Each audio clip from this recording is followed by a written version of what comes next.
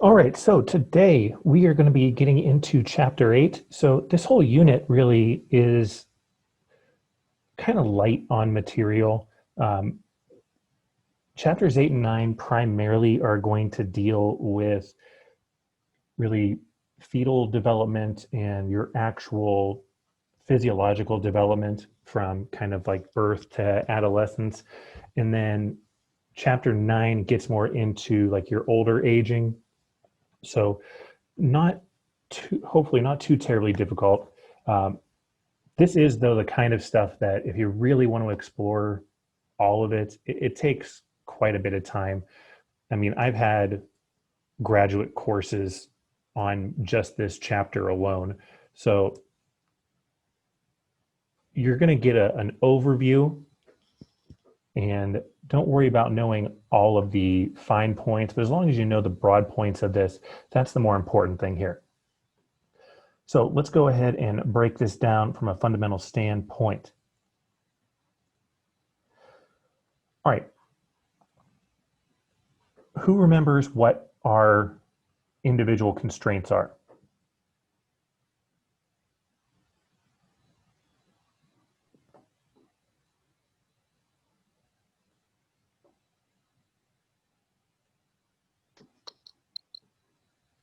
Is environment one of them?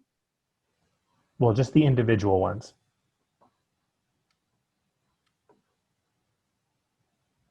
Structure and functional, yeah. And what do each of those two tell us? Your physical and mental state of mind? Yeah. So structural constraints are your physical constraints, how well my body is actually developed. And then the functional constraints are more of your psychological types of constraints. So primarily your motivation and your attention to doing something. Now, whenever we add in growth or aging, we're changing these constraints. I mean, obviously the structural constraints are going to change, but primarily we want to look at the major changes we see from typically birth to say roughly 18, and then as you get into advanced age. Once you hit your adulthood, I mean, everything kind of stays roughly the same. I mean, yeah, you start seeing a little bit of a downtrend, but for the most part, from 18 to 65, the only thing that's actually having a major change is primarily your metabolism. That's really about it. In terms of your actual constraints, everything is roughly the same. Now, granted, you're not going to be as strong at 65 as you were at 18, but you're not going to be, say, debilitated if you are an apparently healthy adult at that age. Now, two patterns we're going to look at here, this universality pattern and specificity pattern. If you have a universal pattern, this is something that's true for everyone. So there are several different types of development processes that are going to really be the same for everyone. And the specificity of each is going to just be how each individual really responds to these different patterns. So for example, everyone, all humans are going to get taller from the time they are born until the time they die, hopefully decades down the road. But how tall you get is specific to the individual. If you have parents that are 5 foot nothing each, it reasons to stand that most likely you're not going to be, a 7 foot tall person coming out of there. So specific or specificity patterns are individualized. The universal patterns are the ones that are the broad scope. Everyone experiences this. Now, the early development controlled by genes, pretty self-explanatory there. For the most part, you're not going to start seeing development that goes off a genetic course until you really reach kind of post-puberty. That's when a lot of different environmental or task-related constraints will influence how your development continues. What I mean by that is that as long as you are, not, say, in an environment where you're malnourished or your physical and mental exertion level is just taxed to the limit or anything like that, you're primarily going to develop as your genes dictate. You don't really see a whole lot of, say, 5-year-olds that are power lifters kind of thing. Now, granted, I actually read a pretty decent article about teaching powerlifting to kids, and it's actually really, it was really interesting there, because you're not teaching them powerlifting in terms of lifting, extensive weights, but you're teaching them powerlifting in terms of being able to do the functional movement. So like, say, doing a power clean, but let's say with, like, say, 20 pounds, something like that. Something where it's a nominal amount of weight. For most anyone, once you do a total body lift, something like 15, 20 pounds isn't going to really be all that impressive in terms of how much actual physical strain it takes. But doing the actual movement itself and learning those movement patterns is what's ultimately much more important.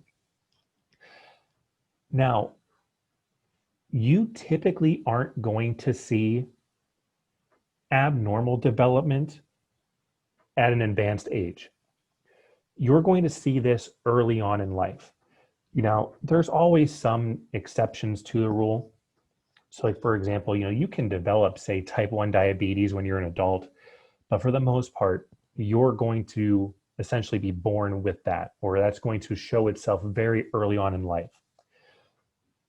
You are much more susceptible to developmental delays or abnormal development the younger you are. This is why a lot of your development is actually out of your control. Primarily, your mother is going to be responsible for your early development, because whatever she does is going to have a big impact on you. The extrinsic factors, extrinsic just means external. So you have no control over yourself when you are a fetus or an embryo. When you are inside your mother's womb, you are quite literally a parasite. You would not be able to survive outside of there. You actually, if you look at even development in terms of time for a fetus, really 27 weeks is the big benchmark there, because at 27 weeks, that's when the fetus is able to breathe on their own outside of the womb. So if you don't make it to 27 weeks, you literally cannot survive on your own, because you just can't breathe. So if you're premature, if you have a premature birth, especially under 27 weeks, you have to have the newborn or the infant then being essentially getting a breathing tube for them. Now, it's not all bad, because if, say, your mom does good things for you, that's going to help further your development in a positive way. But on the other end, if she does bad things, that's going to really, really hinder your development in a very bad way. And we'll look at that here a bit more in a minute there. Real quick, embryonic development. So this is the first 8 weeks. This is when you are essentially first starting to form your human form. First 8 weeks, you're about the size roughly of like a walnut. So not a whole lot there, enough to see, you can definitely see that, but you're not really anything. You're just a tiny little thing. And don't worry so much about this bit here. All right, fetal nourishment. This is actually pretty important. In nutrition classes, you'll hear a term for really fetal nourishment or fetal development. And it's called your, oh, of course, I forget the word as soon as I need to say it.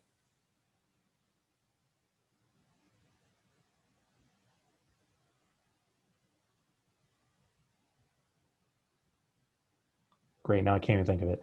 Anyway, but what happens is you have these periods of development where you are most susceptible to having things go wrong or go well based on maternal nourishment.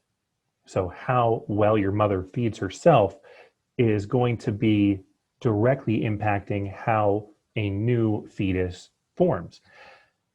When you are in utero, you obviously, you don't breathe for yourself. Even, when you get to the end stage there, you are getting oxygen diffused really through the umbilical cord there.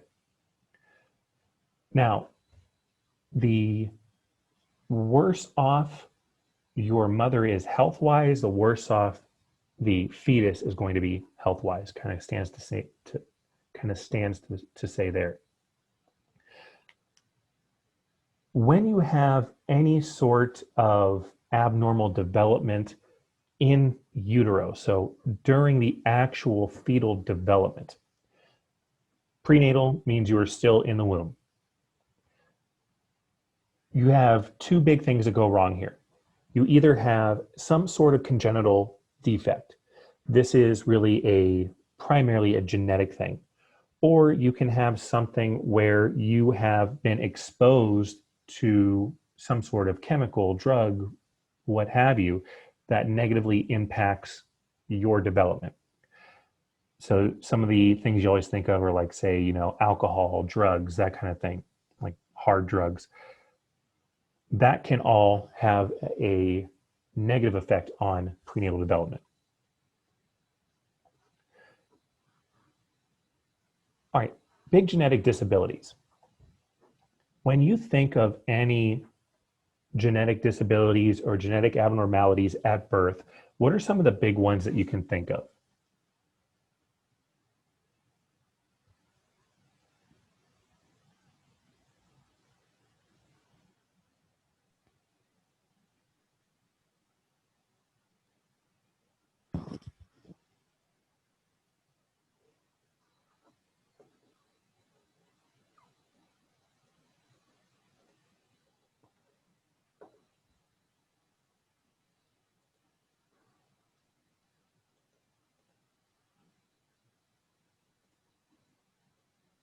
So what are any genetic abnormalities you can think of at birth?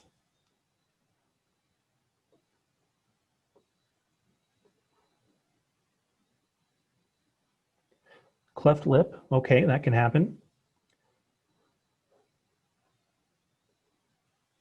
Sickle cell disease or sickle cell trait, yes.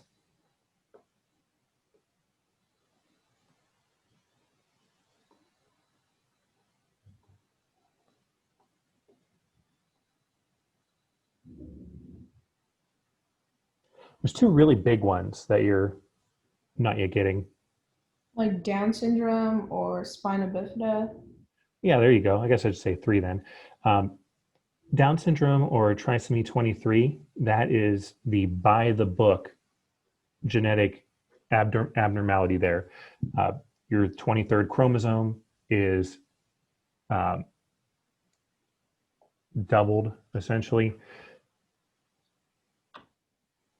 and that causes developmental delays.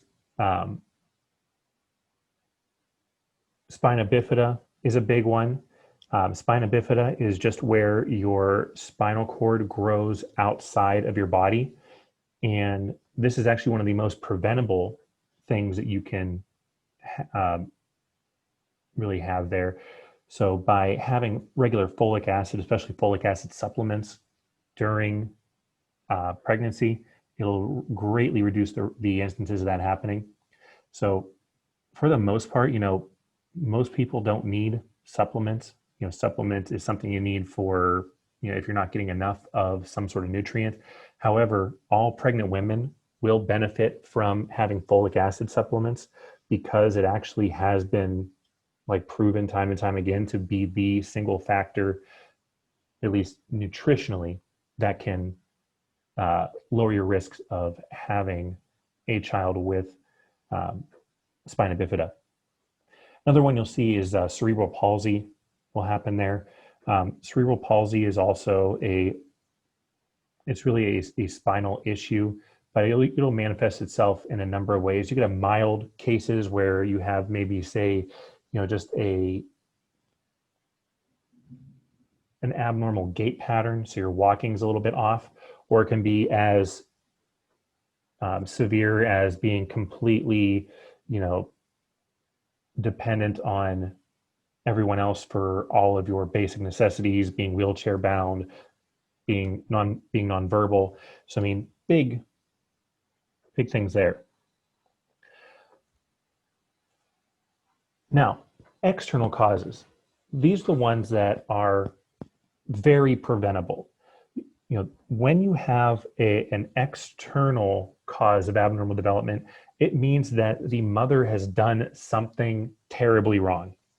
Now, sometimes it's not her own fault. If she were in an environment of, like, say, high pollution, or if there were some sort of, I don't know, chemicals in the air she were breathing in or getting in her body somehow, kind of like if you were if you were exposed to, say, radiation from Chernobyl or something, that can be something. It's just, wrong place, wrong time.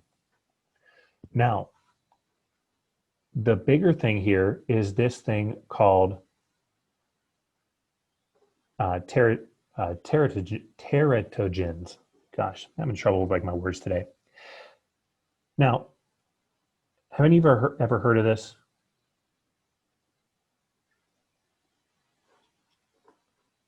I probably expect not, unless you go do your nice deep dive into Wikipedia in a given day. But luckily I have this pulled up for you here. So all this is just something that's going to disturb the development of a fetus or an embryo.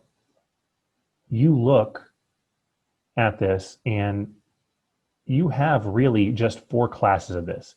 So radiation, infection, chemicals, and drugs. If you look on the drugs section here, and this doesn't necessarily mean that they're drugs like, say, heroin or meth or anything like that, but simple things like ACE inhibitors for your blood pressure, or even a lot of your cycline-based antibiotics. Warfarin or Coumadin is a blood thinner. There's a whole lot. I mean, the list is pretty long. One thing, thalidomide, goes by the trade name Thalamid.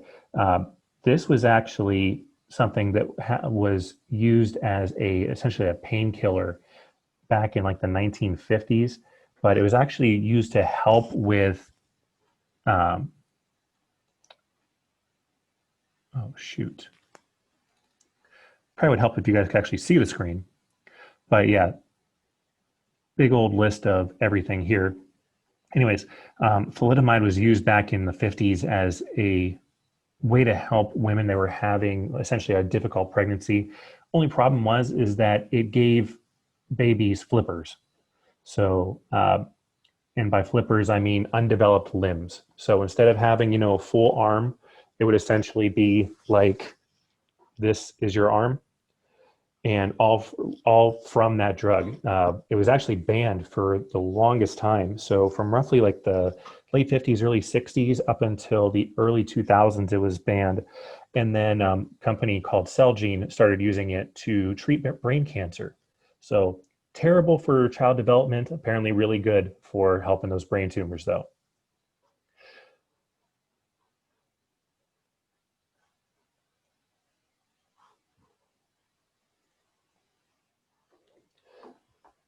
So what you need to remember here is that those 4 classes you have of any kind of external causes, or the teratogen causes for abnormal development, that is going to be radiation, infection, drugs, and chemicals.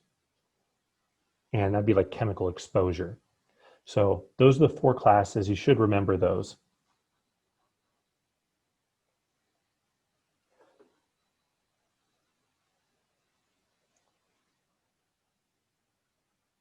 All right, postnatal development. Now, when we get into postnatal development, most all of our development here we have is a sigmoid shape. And what that means, and I know it says it's an S pattern here, but if we just look at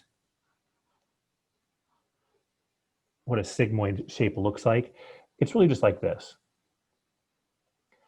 And we'll see a little bit more of this in a couple slides here, but your development occurs very, very slow, then very, very rapid, and then it kind of tails off again there.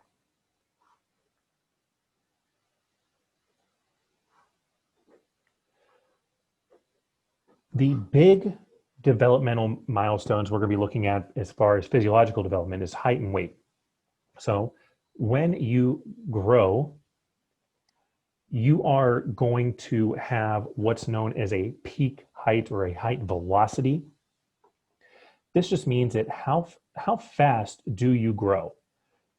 So how fast by how tall do you grow in a given period of time? Females tend to have earlier growth spurts. So females are actually going to grow taller earlier than males will. But they also have a very short amount of overall height growth relative to men.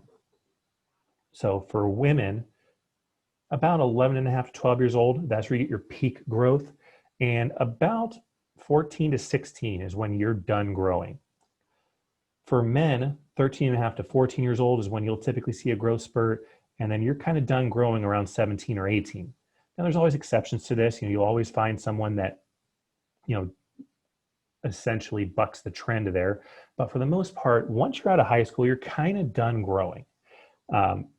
Someone like a David Robinson, for any of you basketball fans out there, he went to the Naval Academy, and he actually grew, I believe, something like 6 or 8 inches while he was actually in college. So he ended up around 7 foot, 7'2", something like that. You don't usually see that, and probably why he had a Hall of Fame basketball career. But you get the idea. That's the exception, not the rule. Because males grow for a longer period of time, this is why we tend to be taller than females. The whole testosterone thing as well, that kind of plays into it too. And you see here again, this velocity chart. So this just says how many centimeters per year you're gaining and how old you are. You start out at a very young age, growing a whole lot, and then it tapers off until you hit right around that 10 to 14 age, and then it shoots up. Because what's happening there?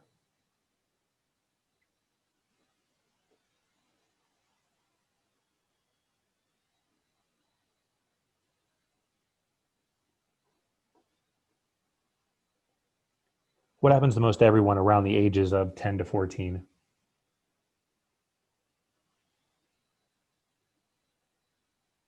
Puberty. Yeah, there you go. So puberty hits, you start growing exponentially, and then as you reach the end of puberty, then your height drops off. So you're not growing nearly as much after you've reached puberty. We talked about individual variation. So you really can't do a whole lot to change your height. I mean, when you're an adult, there's actually some pretty painful surgeries you can do where essentially you would have somebody, or you'd have a surgeon go in and break your femurs and then put in essentially like a palate expander. So if any of you have ever had a palate expander, you know how great those feel. But put one of those into your femur and elongate your bones there. So you can actually, for about $50,000, $60,000, you can grow yourself about 2-ish more inches if you really wanted to. Probably not most recommended thing because of how long it takes, because you have to have your legs broken, and pain, cost, all for that. And there's no guarantee that you're going to end up, like, say, being a stellar athlete or anything like that afterward. But when you are initially growing, this is going to be primarily genetics based.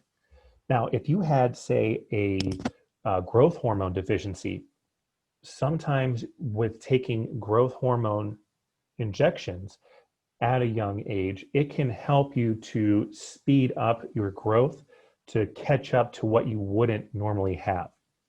When you have growth hormone, so growth hormone is a hormone secreted by the anterior pituitary gland. So your pituitary gland has an anterior and posterior side.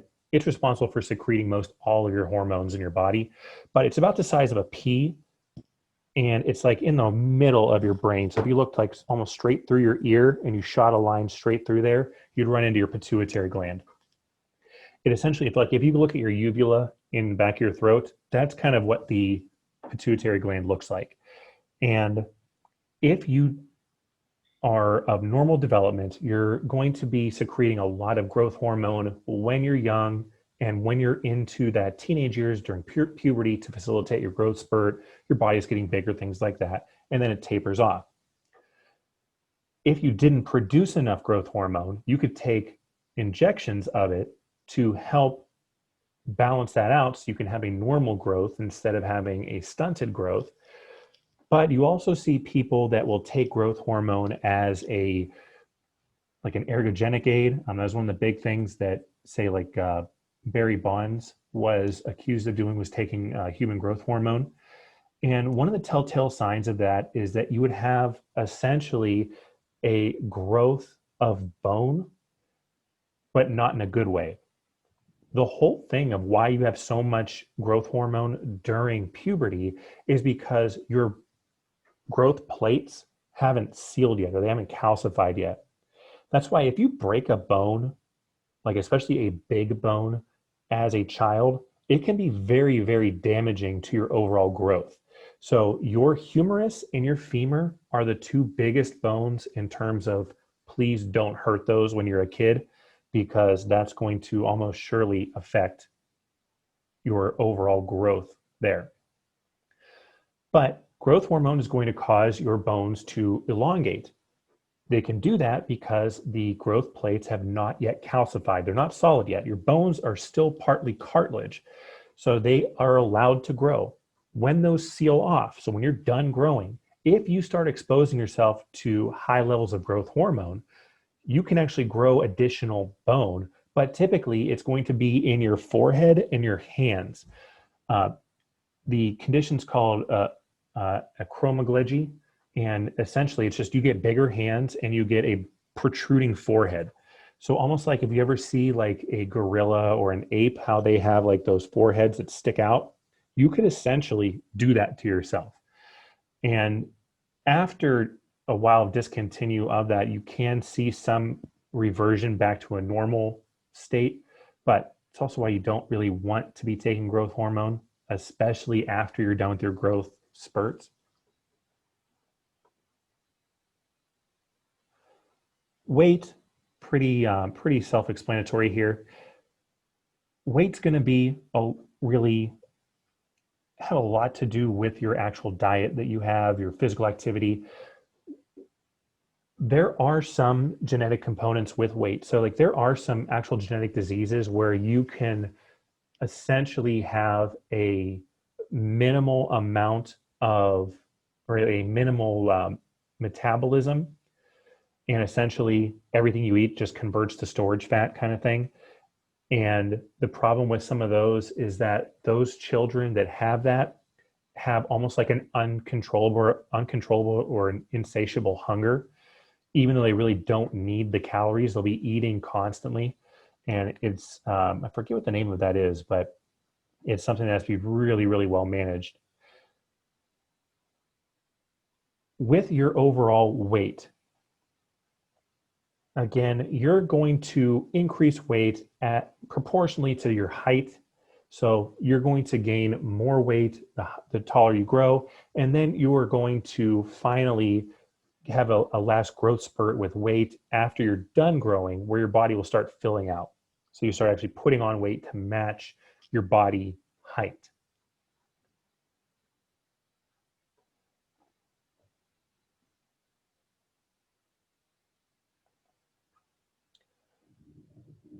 One of the things with weight is that you will, in your early 20s, put on a good amount of weight just as your body finishes growing. So like, for example, myself, I was in like the 170s, 180s all through high school.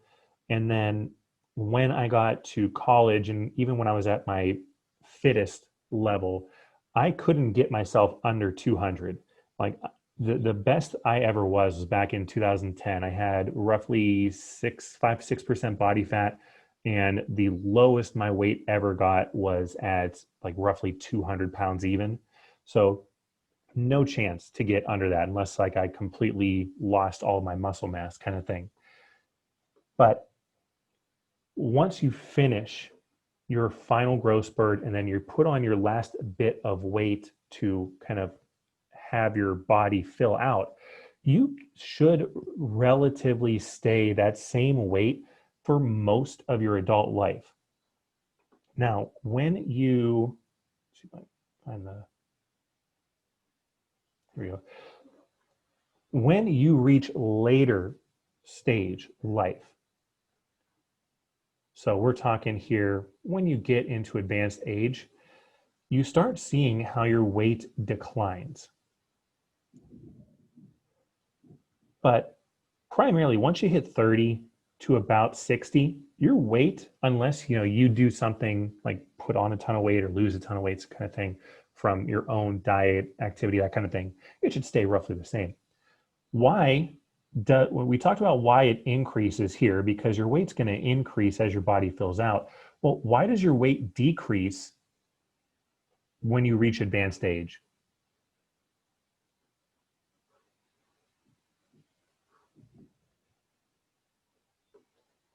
So why does this happen?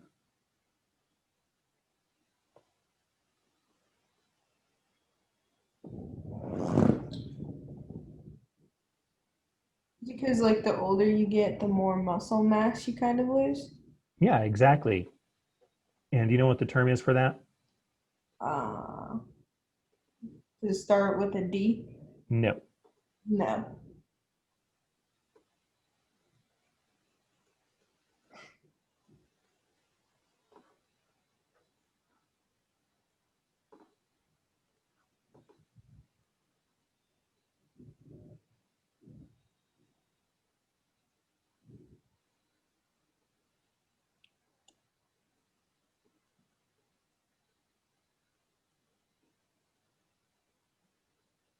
Sarcopenia.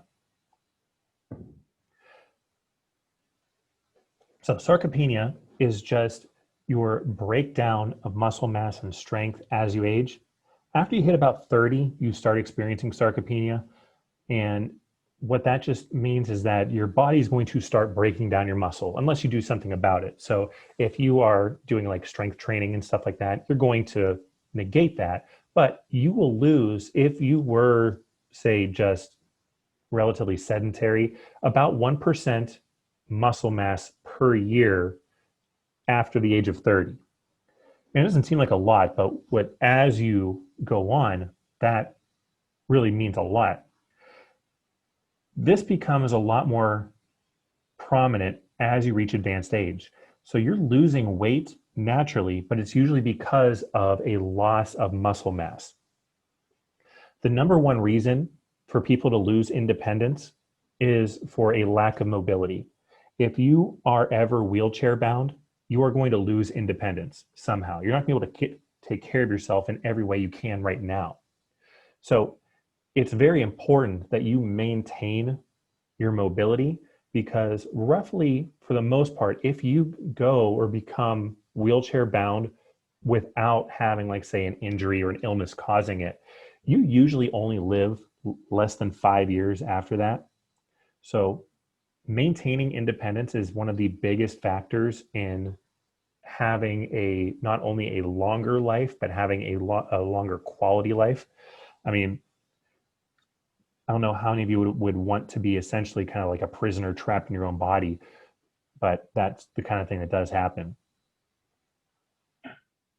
You're not seeing too much fat loss here. You're seeing a lot more muscle mass or lean tissue loss. And this isn't just muscle that you'll see losing, but also, like, say, bone tissue will decline as well.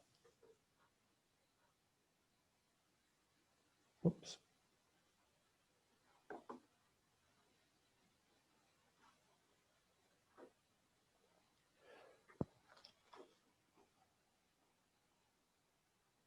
All right. Body proportions. We talked about body proportions in class last week a little bit, how when you're an infant, you are very, very top heavy. When you're an adult, you tend to be a little bit more structurally sound. The book will tell you that your head to body proportions as an infant are about 4:1. So four of your heads would fit on the rest of your body. When you are an adult, it's about 8:1. So this also goes to show you how unbalanced children are, and it's because they're too top heavy. If you have a high center of gravity, it's going to be very easy for you to fall over. So this is why kids are very uncoordinated until they start growing taller.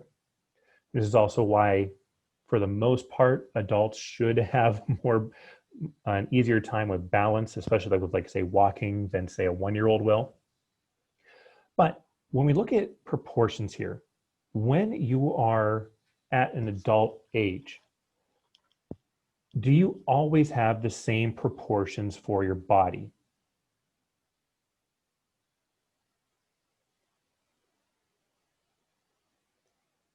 So essentially, is this a universal trait, or is this an individual trait about body proportion?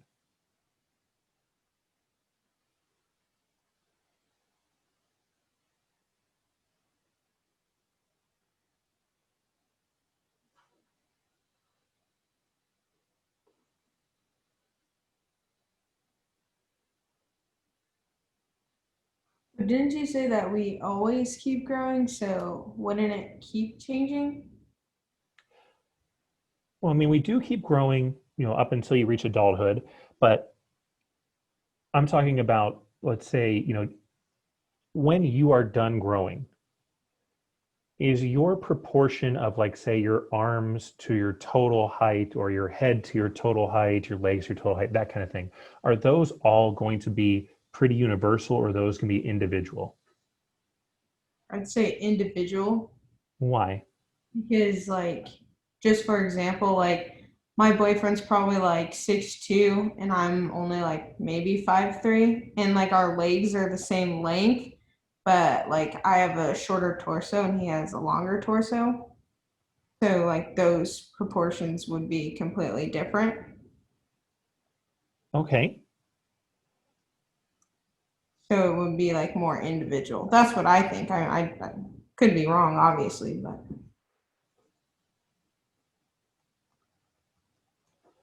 I'm looking for,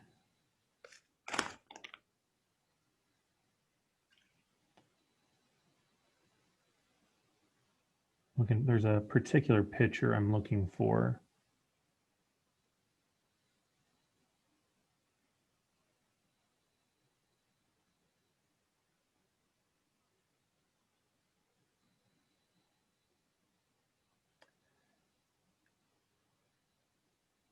It's Michael Phelps and this guy here.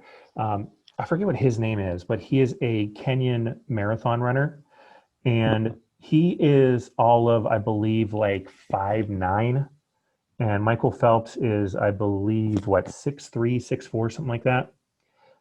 And both of these people have the exact same leg length. Michael Phelps, as a swimmer, has a much longer torso and much shorter legs relative to his height, whereas our marathon runner here has a short torso and long legs. So as Gabby was saying, we don't have universal proportionality as you age or when you reach development, full development state there. You only are going to really have an individualized amount of development based on primarily your genetics, but to a lesser extent, your both kind of how you treat your body and your environmental factors.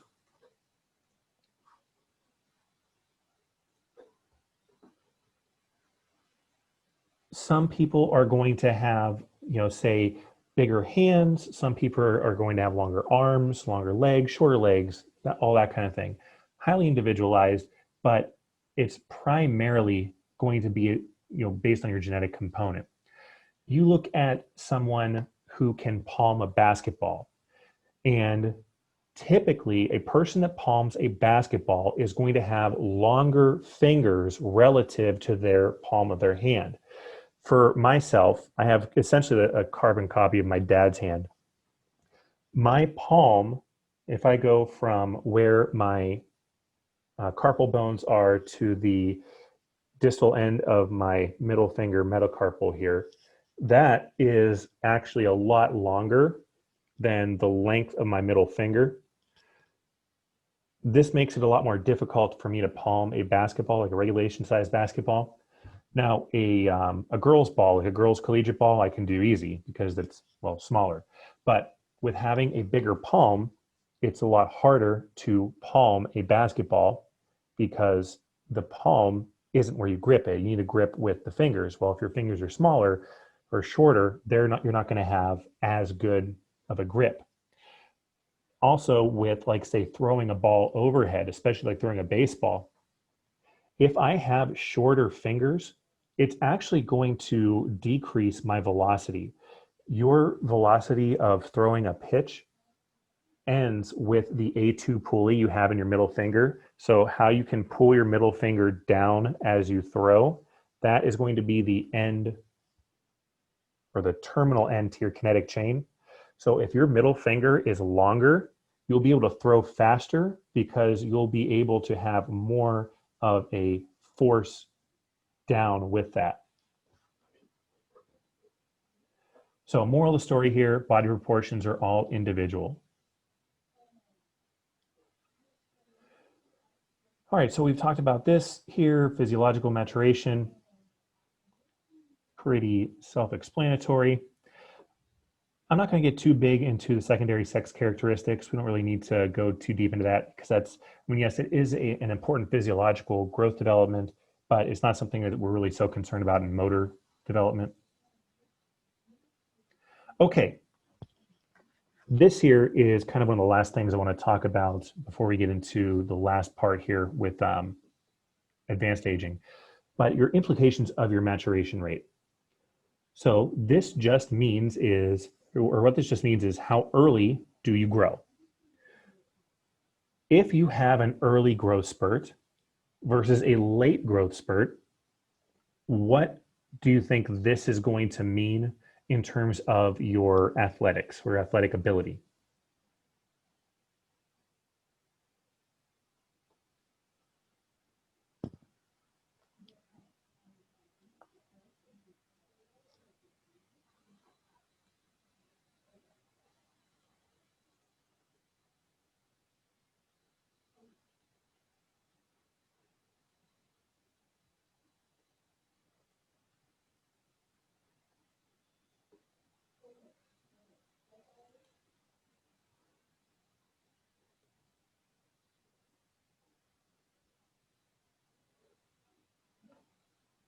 So let's say you have an early growth spurt, like around, let's say, for a male age 10.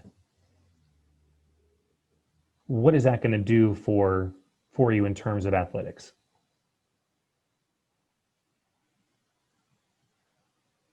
They'll probably peak early because they'll just be better than everyone else because they're bigger or stronger, or they have more control of their body because they hit the growth spurt, maybe. Well, I mean, I wouldn't necessarily say that they have more control over their body. You know, you definitely reach some of those awkward stages of growth when you're growing, but definitely the bigger you are, the earlier you are, younger you are, the better the bigger the edge you have in competitive sports. But what happens later on in life then?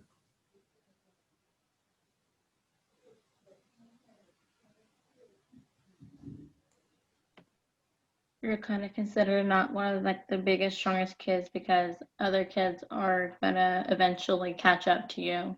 Exactly. So I believe like I was roughly, I don't know, 5'10", 6 foot when I was 12 years old. And I grew a shoe size. My shoe size matched my age until I was 15. So like I hit 15, size 15, and then that was it. My feet quit growing. But I only grew the rest of my life about 3-ish more inches. So like I'm around 6'3" right now. And I remember seeing videos of myself playing Little League, and I literally look like a giant compared to some of these kids.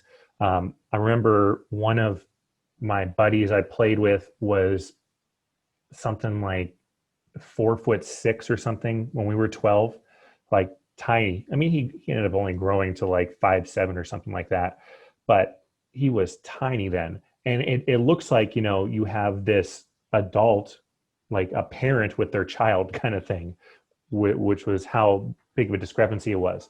So needless to say, I was kind of like the, you know, best baseball player when I was 12, and I was a center in basketball.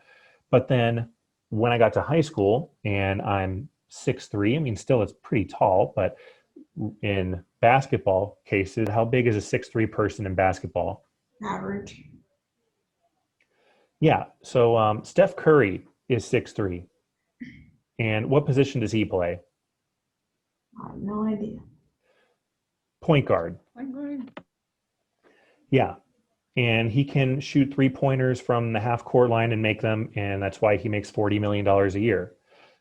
But myself, being essentially a big guy or a center, being 6'3", meant that I was one of the shortest, smallest players out there. So in high school, my coach made me move to being a guard. I was actually a small forward. And I really am not, like, I don't possess the quickness or the agility needed to do something like that. So needless to say, my high school basketball career ended pretty early, mostly because I really didn't, I mean, I never really cared for basketball, but either way. And in baseball, you know, people started getting bigger and catching up. And that's when it was no longer, I could just go and play and dominate based on just the fact I was just better. You know, that's when you had to start working harder. And between my kind of lack of understanding of that, and also with my parents' well-intentioned but ultimately terrible parenting tactic of telling me that I was the best in baseball, kind of set the perfect storm for me ending up like really just cratering out later on in life in terms of my baseball career, because I was kind of trying to rest on my laurels, and you really can't do that. So, moral of the story here: if you are growing at a younger age, yes, you are going to have that advantage over others. But what do you think you should be looking at doing if you're a parent of a child who matures more quickly, if you're in that situation?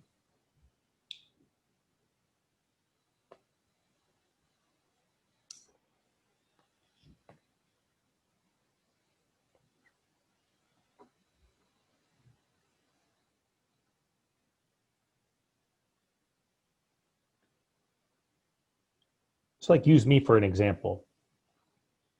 If I'm 6 foot at age 12, what would have been a better thing for me to do in terms of my athletics at that age?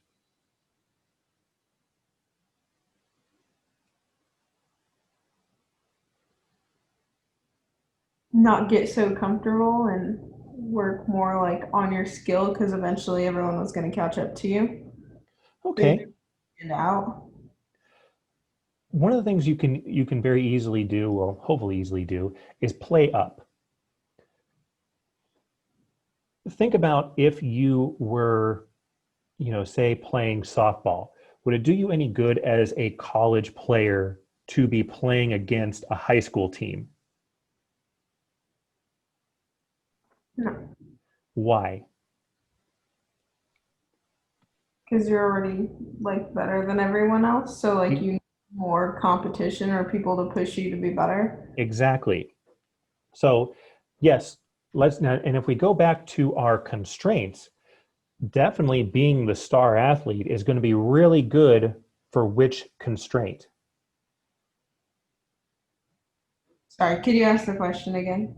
If you are an early developer, so you're the, the big guy in a team of children kind of thing, what constraint is that going to benefit you most with, aside from the, obviously you're just bigger structurally? Um,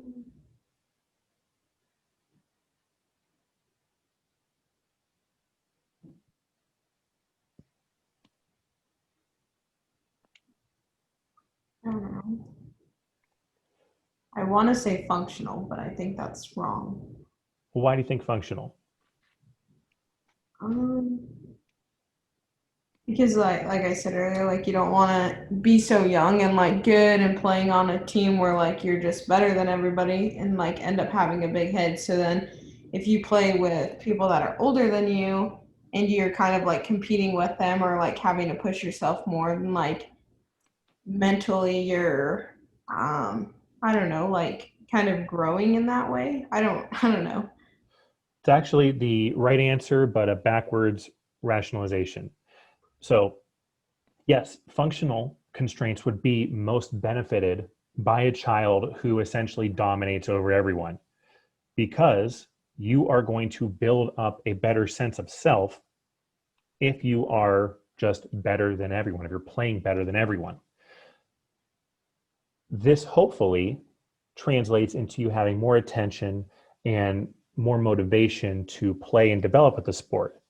However, if you play up, that can also have a negative effect on the functional development or the functional constraints.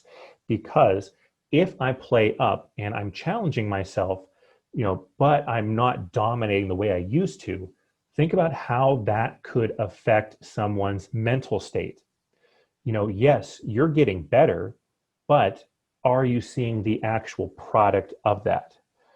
If I am playing against guys that are bigger than me, I don't possess the mental maturity to not succeed with them.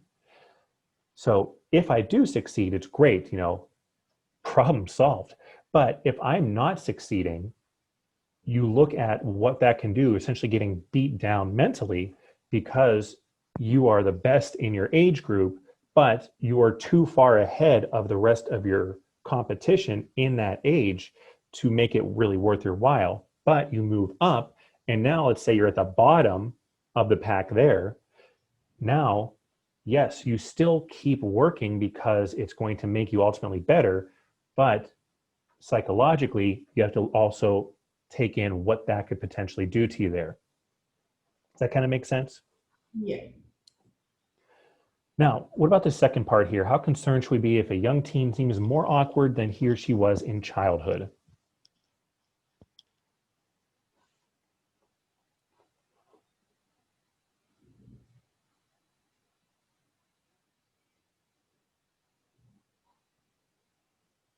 So essentially, if you're growing and you become more awkward, is that something to be concerned about? Yes, Why? because something could be happening and they don't really want to talk about it, or Well, I should probably clarify that being awkward here means that, like, say you are clumsy kind of thing. oh, sorry. I don't know. Something could be going wrong with them, like physically, I guess. Why do you say that? Because if they become clumsy, then I don't know. I mean, yeah, you are correct that if you are becoming clumsy for no apparent reason, that is something to potentially be concerned about. There could be a lot of, like, neurological issues that contribute to that. For the most part, though, think about when something gets longer, how you or your control of that initially begins. So what I mean by that is when you say start growing, a lot of times, especially for people that have a bigger growth spurt or they just grow really tall, you get kind of lanky and uncoordinated. And that's perfectly normal because you don't know how to properly control your body until you start kind of filling out both up and out how your body can essentially be just a lot more clumsy or uncoordinated. And for the most part, it's not something to be too concerned about. However, if you start becoming uncoordinated without a commensurate growth, like if you're not getting taller, but you're starting to be clumsy or uncoordinated, that's when you should primarily be concerned. The more you grow, the more uncoordinated you're expected to be. So you shouldn't be really concerned at all if being uncoordinated couples with a growth spurt. You should at least be somewhat concerned if you start becoming uncoordinated without a corresponding growth spurt. So what if that just happens? Like, I feel like, like they say, like kids go through certain phases, and like you were saying, how they go through these growth spurts, and then they can be really clumsy. But as like as a developed adult, as you're already developed, but like as you go through life, do adults go through different phases in their life where they could be more clumsy for maybe like a week or something like that? And if so, why? They shouldn't be, for the most part. Seem like that sometimes.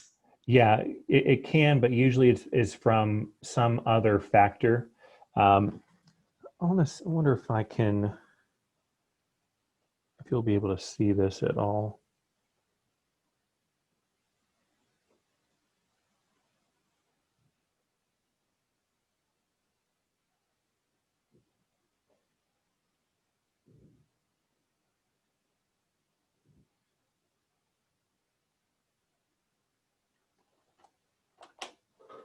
All right, I wonder if this, okay. So watch my dog here. And you'll notice how she is walking in circles here without really any rhyme or reason. And then you'll see her right there, she stumbles. All right, so what that is called is vestibular disease, or you may see the term old dog disease. Essentially, it means that her equilibrium inside her inner ear is off. So at sometimes it feels as though she's off balance, not like dizzy or seasick or anything, but just off balance. And that again is because of an imbalance internally in her. And granted, she's 12 now, but that's something that shouldn't happen or to somebody younger or even a younger dog. For an adult, you're going to see these kinds of regressions or being uncoordinated happen if you are going to introduce a task or an activity that they're not familiar with that requires a lot of coordination. That you'll definitely see, but what's more important is that you see with practice and exposure, they get better. What you don't want to see is they get worse. That ultimately would suggest there's something else going wrong. So for the most part, you shouldn't have these periods going where you say like you're losing balance or you lack coordination other than what's in your kind of normal range. I mean, yeah, like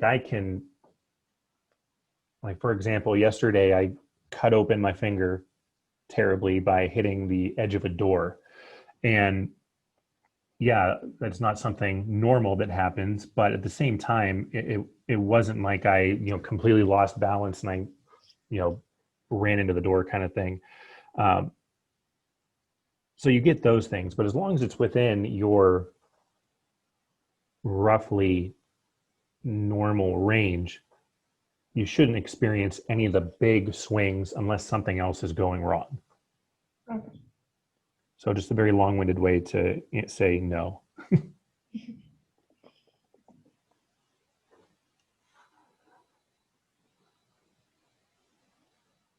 All right, extrinsic factors on postnatal growth. Primarily, you're going to see the extrinsic factors being physical activity and diet. Those are your two big ones. You're usually not going to get a whole lot of external factors affecting a growth spurt unless they are something that's going to directly impact, say, the development of bone growth.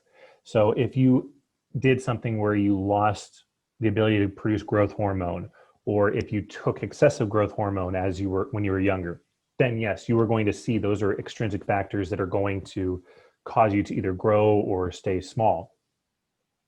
But for the most part, your diet is going to be the key thing there.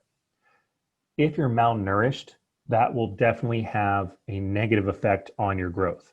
Because if you're malnourished, your body is just looking for the nutrients to keep you alive and keep your inner systems functioning. It doesn't care if you grow or not at that point. It just wants to keep you alive.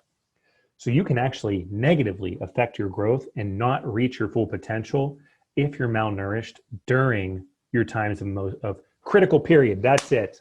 That was the word from a while ago, critical period. But yeah, if you reach those critical periods without having proper nutrition, that can be an extrinsic factor to stunt your growth and ultimately leave you permanently shorter than what you normally would be. It's kind of like if you try to grow plants in Arizona right now, especially like if you're growing like fruits or vegetables, when it's 100+ degrees out, look at how many fruits that actually grow on trees. And it's not that many because your plants revert all their energy into staying alive, not trying to produce fruit or produce, vegetables or whatnot. I had zucchinis in the spring that were like, the size of my arm. I was getting them that they were like close to 2 pounds each, and they were around about, I believe my biggest ones were like, I believe like close to like 15 or so inches, but massive, relatively speaking. And now the ones that are still like producing will give me like a little tiny like 1-inch one, and then it just dies off because it's too hot. Your body the plants go into a self-preservation mode as opposed to a thriving mode. So that's really the big thing that would happen extrinsically. Now, if you were taking like, say, some hardcore like street drugs, you could potentially do some damage to you. Hopefully as a child, adolescent, you're not doing that. And also one of the big things with on growth for your age group is drinking, so alcohol, because your brains are not yet fully developed. I know I've talked about this before, but the more alcohol you consume now, kind of the worse off you are. So you know, I'm not here to preach abstinence and all that, but you know, just kind of, you know, be careful when you use the sauce. All right, adulthood and aging. Talked really about all this, loss of muscle mass, weight gain, and then eventually weight loss. Osteoporosis is where you have the loss of bone tissue, and that's essentially when your bone density breaks down, so you have a much higher instance of having bone fractures. Talked about body weight. And then again, with postnatal growth, your nutrient intake is going to be really one of the biggest things with that there. All right, so that is your overview there of Chapter 8. So again, the big things there are pretty much just how your body develops and what causes your body to develop at given ages. So you want to remember about prenatal care is pretty much entirely dependent on the mother. So if the mother is having good nutrition and has good genetics, there's no reason why the child shouldn't be of normal development. If the mother has bad nutrition, bad genetics, and or bad environmental exposure or bad life choices, the child is going to have a commensurate impediment with that.